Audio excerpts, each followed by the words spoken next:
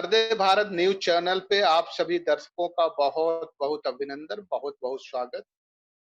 मैं हूं गौतम राड़े सागर, उपस्थित हूं लेकर कार्यक्रम सोच बदलो देश बदलो। भारत का दर्द क्या है, ये समझाने की कोशिश करेंगे। लोकतंत्रात्मक शासन प्रणाली में प्रक्रिया यही है कि लोगों को उनके अधिकार समझाए जाए, उनके मूलभूत अधिकार समझाए जाए, और व्यक्ति को मूलभूत अधिकार समझ में आ जाए तो शायद वो अपने अधिकारों को प्राप्त करने के लिए आगे बढ़ता है।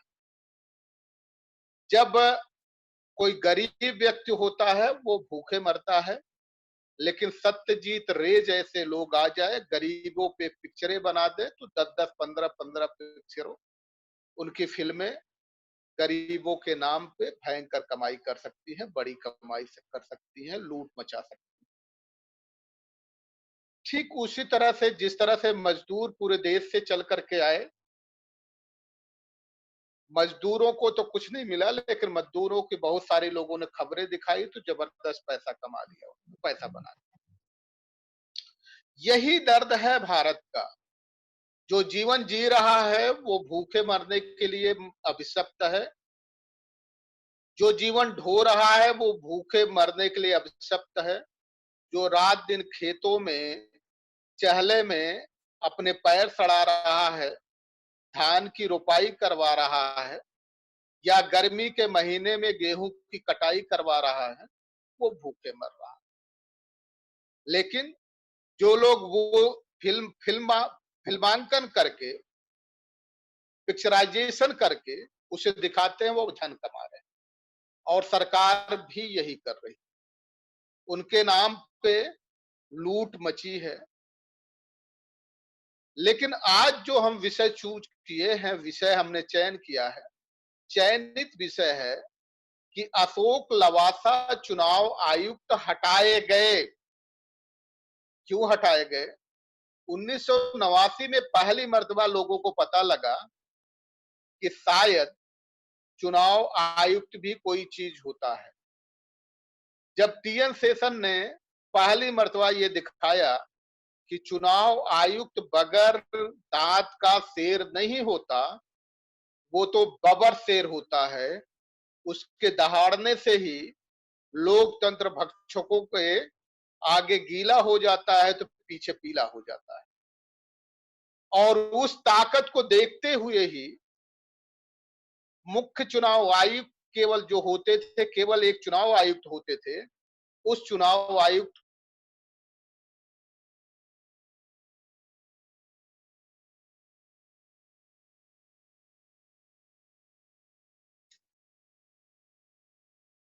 आयुक्त रहेंगे। एक मुख्य चुनाव आयुक्त रहेंगे, दो दो आयुक्त रहेंगे। आवाज आ रही डॉक्टर साहब? जी। एक मुख्य चुनाव आयुक्त रहेंगे और उसके साथ दो दो आयुक्त रहेंगे।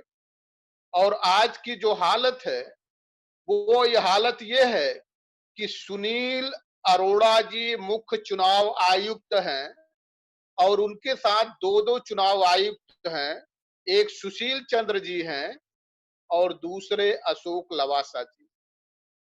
सुशील चंद्र जी पे अभी आज हम बात नहीं करेंगे, आज बात को केंद्रित करेंगे अशोक लवासा जी पर।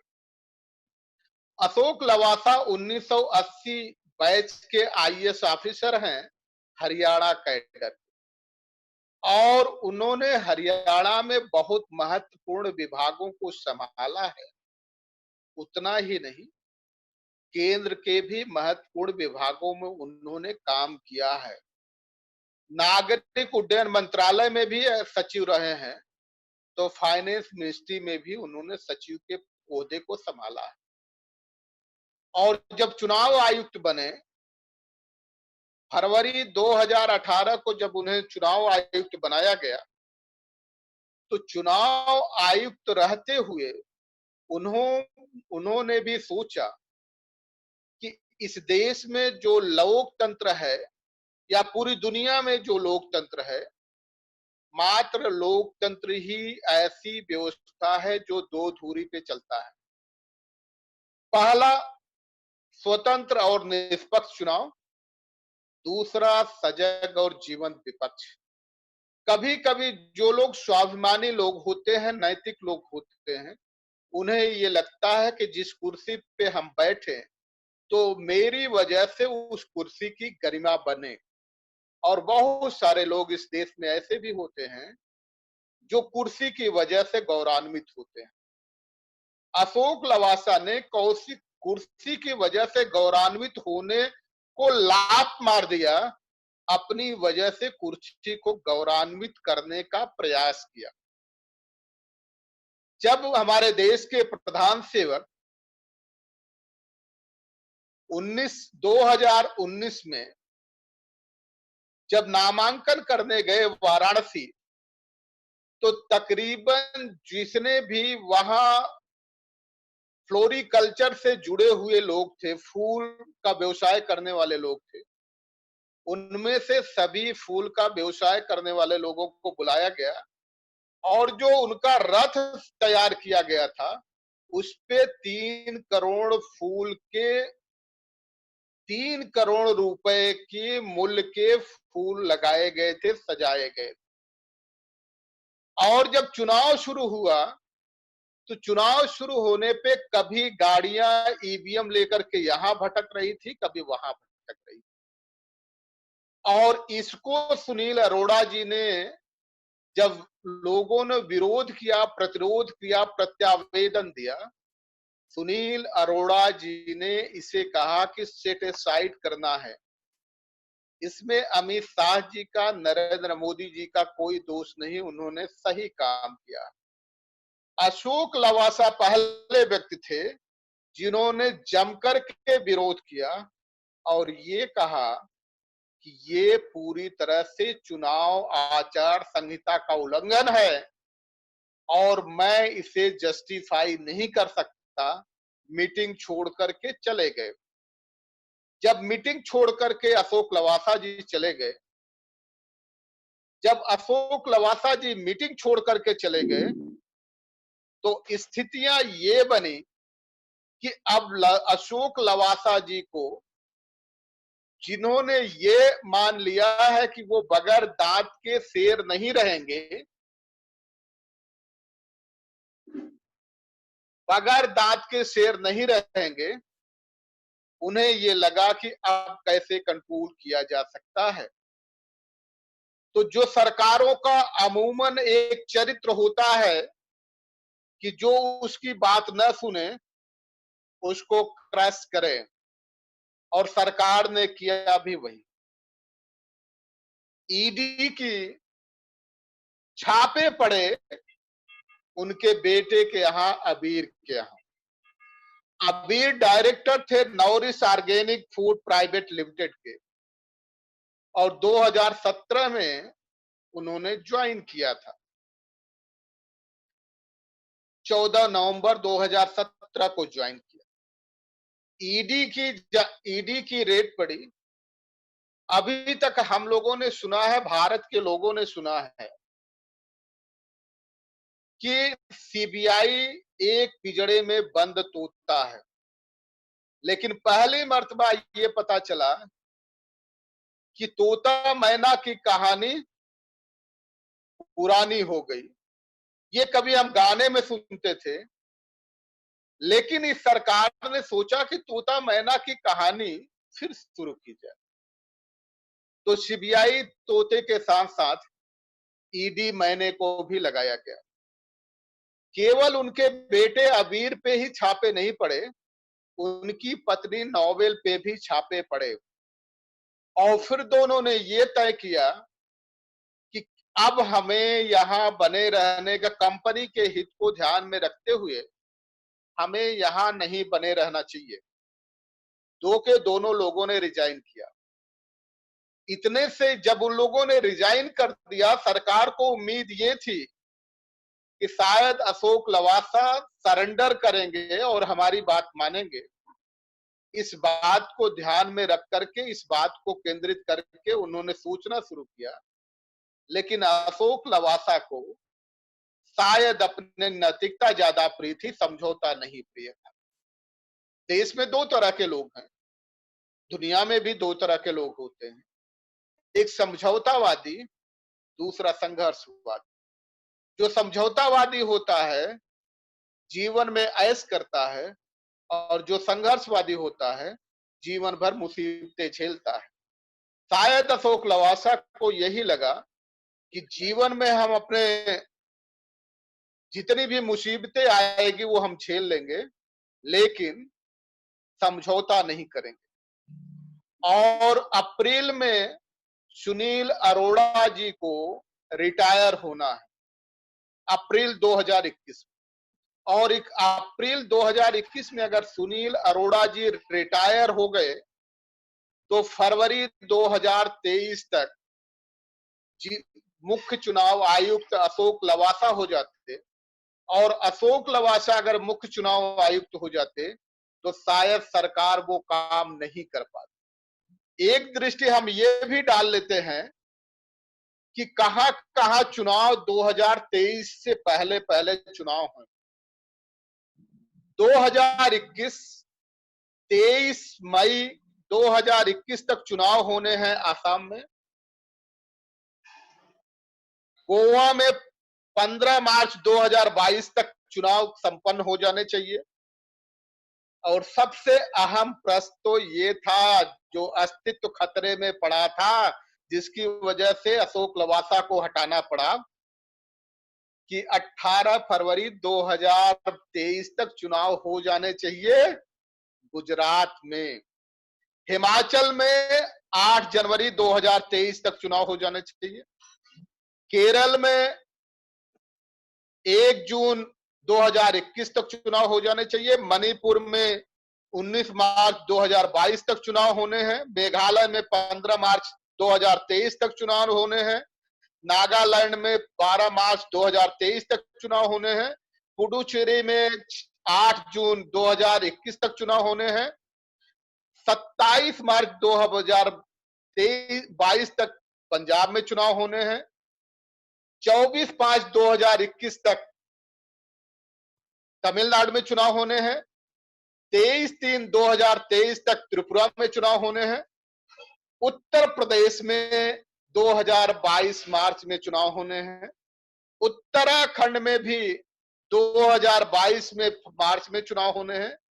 और सबसे अहम प्रश्न जो है, जो दीवा स्वप्न लेकर के ये सरकार के लोग भाजपा आगे बढ़ रही है, कि अगर अशोक लवासा जी रह जाते तो 30 मई 2021 तक जो चुनाव बंगाल में होने वाले हैं, और ये सरकार जो बंगाल में सरकार, भारतीय जनता पार्टी जो ख्वाब देखे बैठी है कि बंगाल में सरकार बनाएगी, वो सरकार शायद ईवीएम की हैकिंग से और और किसी तरह से रिगिंग से और किसी तरह के घपले से जो गाड़ियां ईवीएम की दौड़ती रहती है और काउंटिंग के गड़बड़ियों से इन प्रदेशों में दोबारा नहीं आया जा सकता था।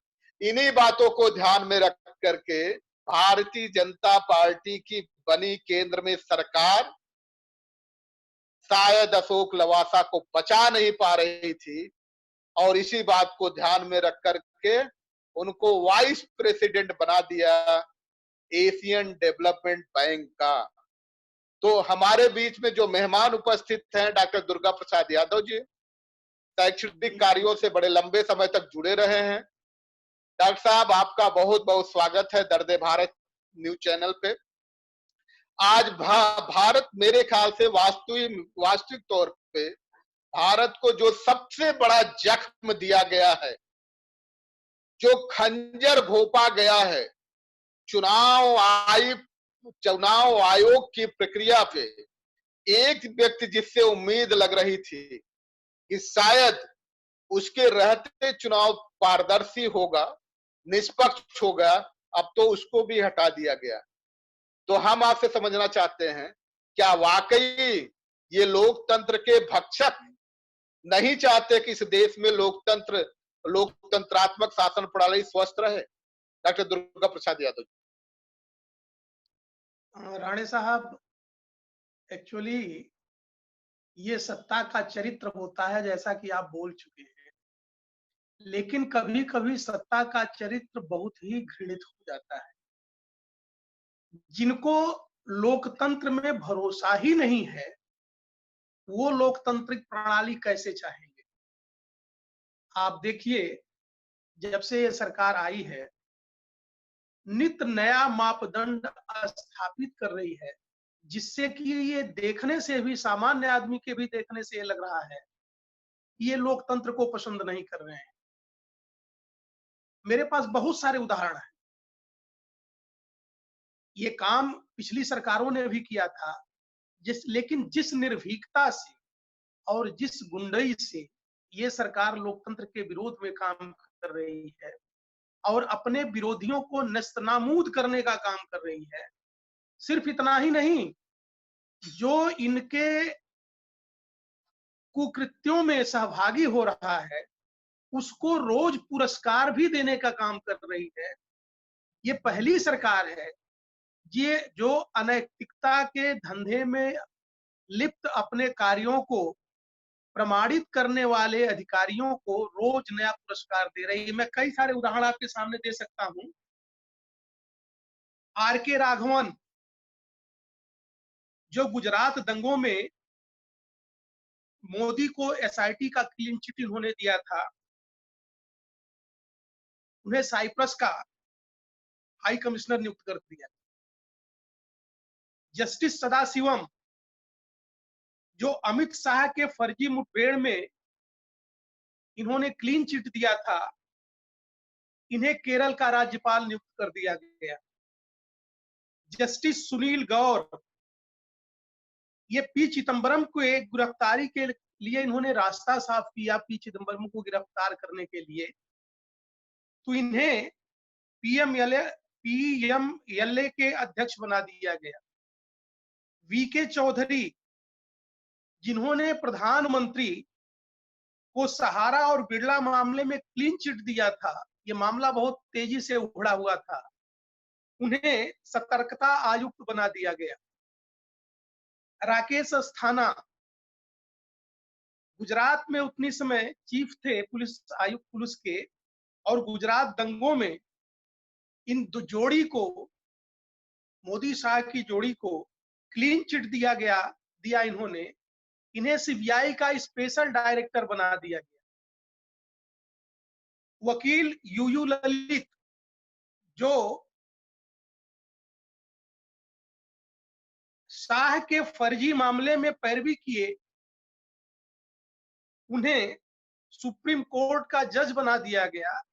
और आज वही यूयू ललित हैं जो बहुत सारे संवैधानिक मामलों में सरकार के एक ढाल बनकर के खड़े हैं। संजीव भट्ट का नाम आपको याद होगा, गुजरात के कई मामलों में जांच करके इन्होंने दोषी ठहराया था या इन लोगों के ऊपर आपत्ति उठाई थी, उसे एन केन प्रकारेण बहुत सारे मामलों में साजिश के तहत फंसा करके आज वो जेल की हवा खा रहे हैं। वाईसी मोदी, गुजरात मामले में इन दोनों महानुभावों को क्लीन चिट दिया था, एनआईए का प्रमुख बना दिया गया। जस्टिस लोया का मामला आपको पहले से पता है। जस्टिस लोया ने चौथे स्तंभ, जो न्यायपालिका है, तीसरा स्तंभ जो है लोकतंत्र का, उसके साथ न्याय करने का प्रयास किया, उन्हें मौत के घाट उतार दिया गया। हजारों उदाहरण आपको मिलेंगे। ये सरकार इतना निरंकुश हो गई है। यहाँ ही नहीं, अभी देख लीजिए चीफ जस्टिस, जो इस सरकार के पूर्व चीफ जस्टिस, जो इस सरकार के खिलाफ आकर के जिन्होंने प्रेस कॉन्फ्रेंस किया, बाद में चीफ जस्टिस हुए, आज वही इस बात की पैरवी कर रहे हैं कि सरकार को 10 साल तक बने रहने दिया जाए। इस देश में लोकतंत्र की तो वो हालत हो गई है कि बाबा साहब की एक बात हमें याद आती है, बहुत पुरानी बात है। जब उन्होंने संविधान बनाया और पावरों का बंटवारा किया राष्ट्रपति और प्रधान। डॉक्टर साहब हमें जो है विषय को केंद्रित रखना पड़ेगा। एक प्रश्न ले लीजिए। एक प्रश्न ले लीजिए। प्रश्न ये है कि जिन मैडम नोवेल, मतलब जो इनकी अशोक लवासा की पत्नी है, एक जी, महीना बाद जिनको इनकम टैक्स ने नोटिस सर्व किया कि जी, आपने इवेशन किया है, घालमेल किया है इनकम टैक्स, ठीक उसके एक महीने के बाद पहले उसी इनकम टैक्स ने इनको एक प्रशंसा पत्र भेजा था कि आप सबसे बेहतरीन टैक्स पेयर हैं। तो एक महीना पहले जो सबसे बेहतरीन टैक्स पेयर हो, तो टैक्स अगर पे किया जाएगा तो दूसरे साल में, दूसरे साल भर बाद किया जाएगा। एक महीने बाद ही उस पे वो इनकम टैक्स आरोप लगा देता है कि आपने इनकम टैक्स में घालमेल किया है। और ये घटना तब होती है जब अशोक लवासा जी मीटिंग छोड़ के चले जाते हैं। तो हम ये समझना चाहते हैं कि जो इनकम टैक्स एक महीना पहले किसी को ये प्रशंसा पत्र दे चुका हो कि आप सबसे बेहतरीन टैक्स पेयर रहे हो, तो कम से कम एक साल इंतजार कर लेता घपलेबाज टैक्स पेयर का करने का। अगर उसी एक महीने के बाद नोटिस सर्व कर रहा है, तो या तो जब प्रशंसा पत्र लिख रहा था इनकम टैक्स उस समय किसी दबाव में था, या जब नोटिस सर्व कर रहा घालमेल का तब किसी दबाव में है। तो वाकई कब दबाव में था, हम ये आपसे ये समझना चाहते हैं। ये सरकार कब दबाव में रहती है, कब नहीं दबाव में रहती है। जिस समय प्रशंसा पत्र दिया गया था, उस समय अशोक लवासा से इनको कोई डर नहीं था। इस नाते उस समय उनके कार्यों के आधार पर, उनके चरित्र के आधार पर उनको प्रशंसा पत्र दिया गया।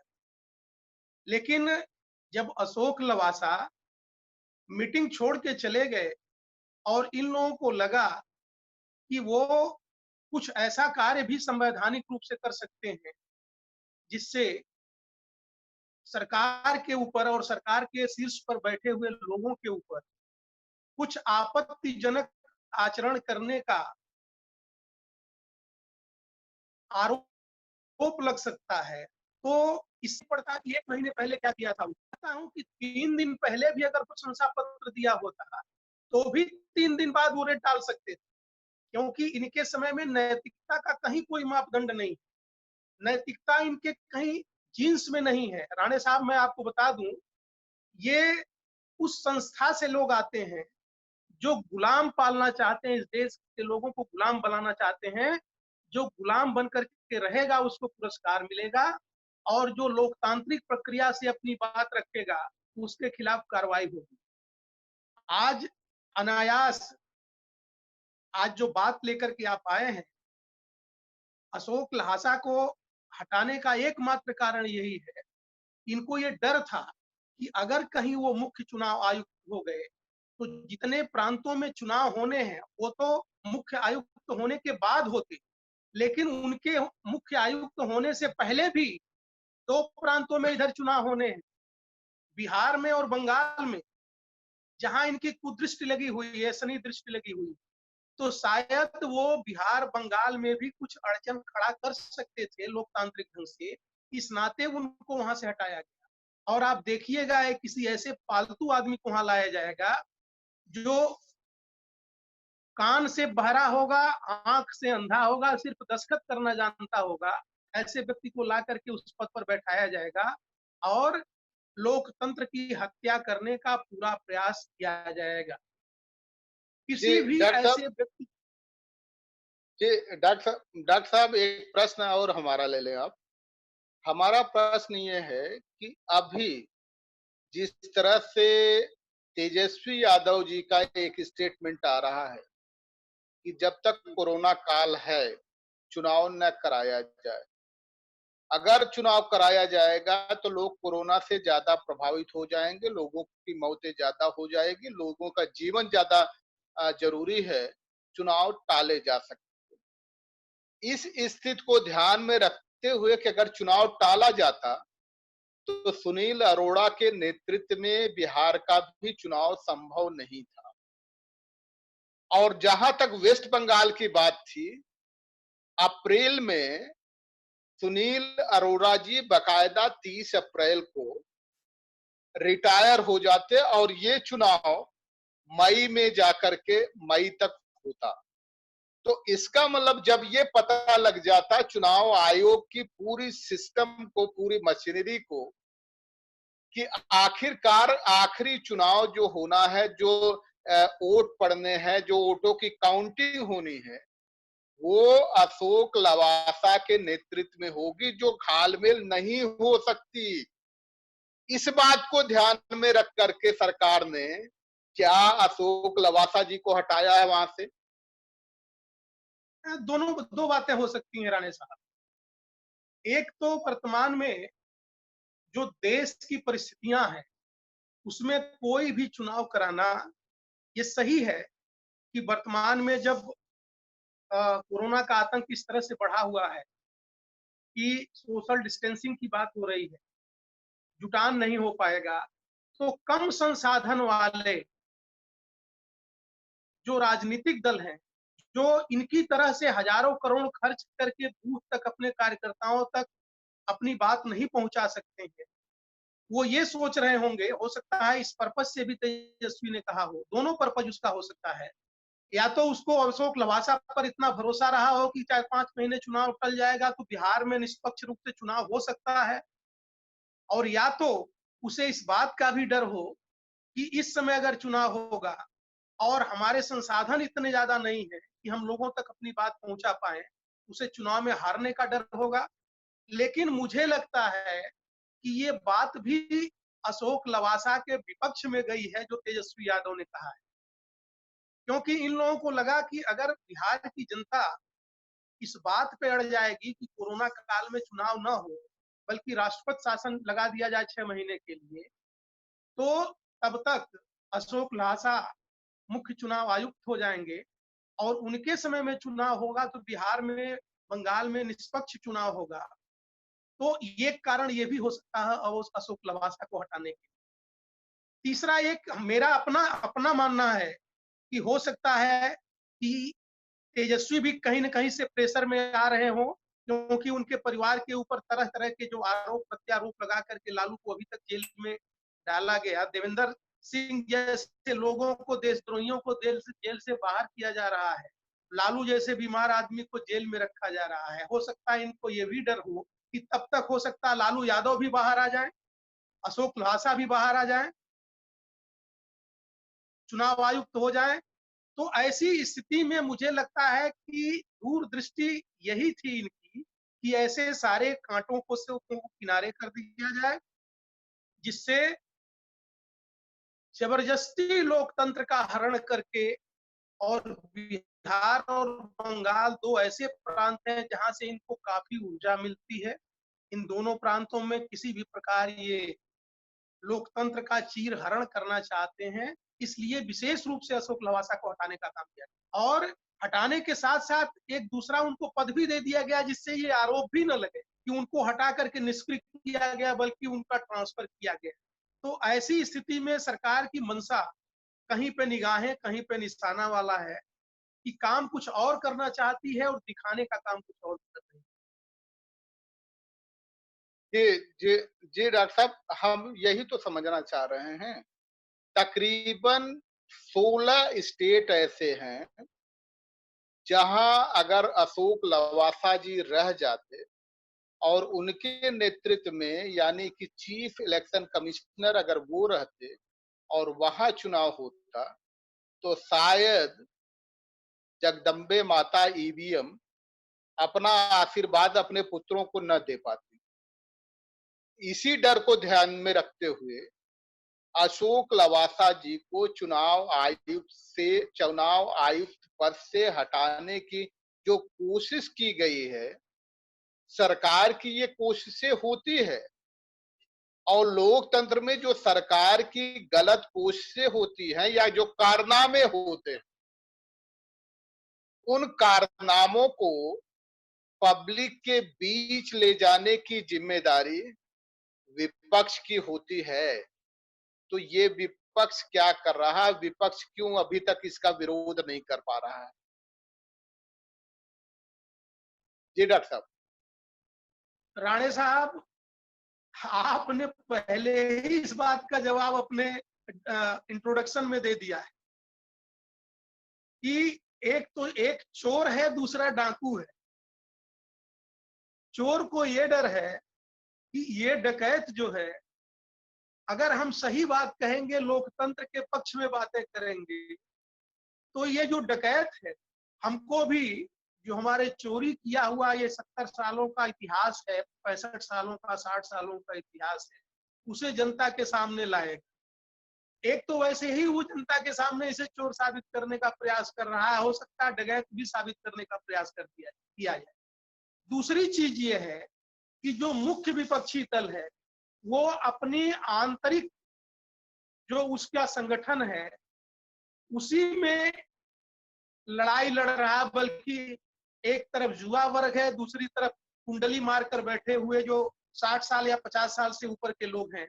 संघर्ष तो अपने संगठन के अंदर ही कर रहा है, वो लोकतंत्र की लड़ाई लड़ने कहाँ जा पा रहा है।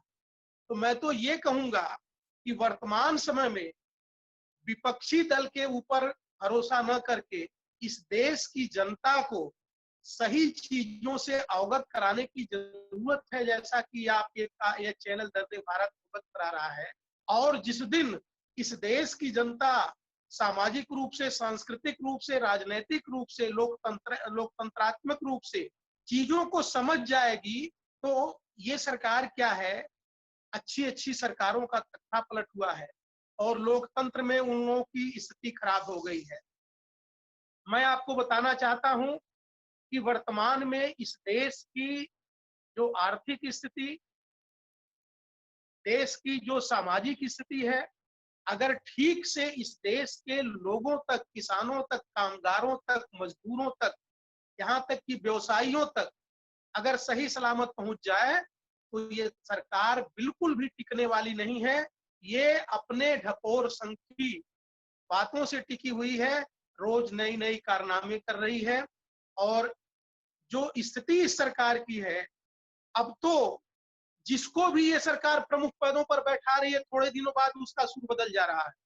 आप आरबीआई के गवर्नर की हालत देख लीजिए, उसकी भी यही हालत है। अब वर्तमान में जो आरबीआई गवर्नर है, वो भी वही बात कर रहा है जो उस कुर्सी पर बैठ के उसको करना चाहिए, और मुझे तो लगता है बहुत दिनों तक का वो भी मेहमान नहीं है। तो ऐसी स्थिति में इनको कुर्सी चाहिए, और आने वाले दिनों में इनके कुर्सी के लिए सबसे बड़े खतरे के रूप में लोकतंत्र को स्थापित करने के रूप में ल्हासा नजर आ रहे थे। इस नाते अशोक ल्हासा को हटाना इनके टारगेट में था, और वो काम इन्होंने कर दिया। अब इस देश के लोगों को तय करना है कि उन्हें अशोक ल्हासा जैसे लोगों को चुनाव आयुक्त के रूप में बनाए रखना है, या जो ये सरकार कर रही है उसके पीछे भेड़ बनना है। लेकिन वर्तमान में जो कोरोना की स्थिति है, जो लॉकडाउन की स्थिति है, उसे देख करके कहीं से भी नहीं लगता है कि कोई बड़ा आंदोलन इसके विपक्ष में खड़ा होगा। और जो सांस्कृतिक आंदोलन थोड़ा बहुत हो रहा था, वो ऐसे सांस्कृतिक आंदोलनों को वामपंथी कह करके, नक्सलाइट कह करके, अर्बन नक्सलाइट करके रोज जेलों में डाला जा रहा है। तो मारे डर के भी सही बात आज कोई कहने को तैयार नहीं है राणे साहब। लेकिन ये परिस्थितियां ऐसी नहीं रहेंगी। मैं आपको बताना चाहता हूं कि आप जैसे लोग अगर लोकतंत्र के सजग प्रहरी बन करके इस तरह के मुद्दों से जनता का ध्यान बटाते रहे, उनको बताते रहे कि देश में क्या हो रहा है, तो आने वाला दिन इनके लिए और लोकतंत्र के लिए तो अच्छा होगा ही, लेकिन लोकतंत्र के खिलाफ काम करने वालों के लिए बहुत बुरा साबित होने जा रहा है। जी जी। डॉक्टर साहब, ये सच है, जो परिस्थितियां हैं, अशोक लवासा को हटाया गया है, और ये भारत जो जख्मी हुआ है, जो उसके सीने में खंजर भोंका गया है, और जो पीठ पीछे खंजर भोंका गया है, दोनों तरफ से जो जख्मी करने की कोशिश की गई है, ये सच है कि दर्द भारत ने इस पीड़ा को उठाया है, और ये सोच कर उठाया है कि मन में पहाड़ काट गिराने की चाह है, जो राह है ध्रुव वही मेरी राह है। और इस राह को जिन लोगों को ये लगता है कि 16-16 स्टेट में सुनील अरोड़ा के जाने के बाद